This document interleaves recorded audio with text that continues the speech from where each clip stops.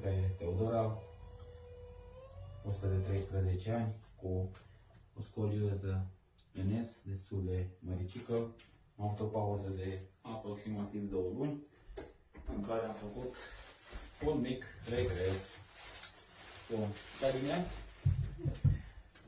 De multe ori a fost întrebat, am primit chiar sute de mesaje de la diferiți pacienți care au copii cu scolioze, întrebându-mă dacă gimnastica medicală ajută sau de ce nu ajută așa de mult.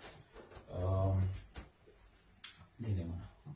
Gimnastica medicală este foarte bună, face parte din programul de tratament, dar cel mai important în cazul scoliozelor reprezintă terapia manuală. Da?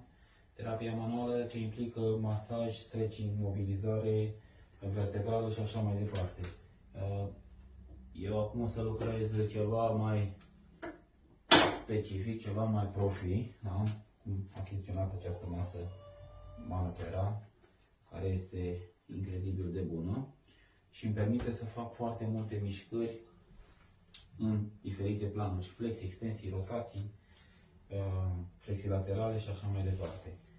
O să încerc să lucrez puțin cu Teodora. Dacă te deranjează ceva să-mi spui, te rog, da? Stai bine? Da.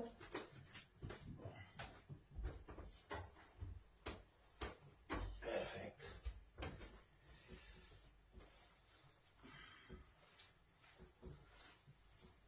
Cred că se poate observa cât de bine se poate întinde coloana. Fac puțin stretching acum.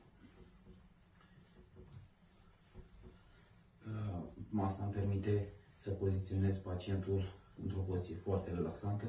După cum se poate vedea, am deschis foarte mult articulațiile fațetare de la nivelul coloanei vertebrale. Acum să-i fac ușoare mișcări de flexii, extensii, rotații și așa mai departe.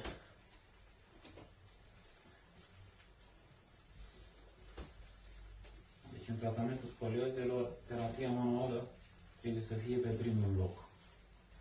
E cel mai important, după care, bineînțeles, exerciții de stretching, exerciții de întărire a musculaturii, exerciții care se pot face acasă de către pacient, îl învățăm cum să le facă, îl corectăm, putem să-l asistăm și prin video. Și mai mult partea dorsolumbară, dar până acum am întins toată coloana, mă axez un pic pe partea dorsolumbară, ridic masa cât mai sus, la maxim posibil. Bun. Și o să pot să fac o flexie laterală și mai mare, pe amplitudine și mai largă.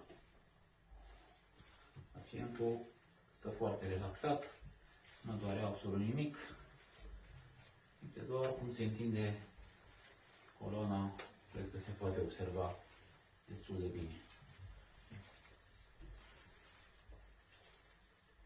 Da? Pot să mă joc și eu și de la distanță,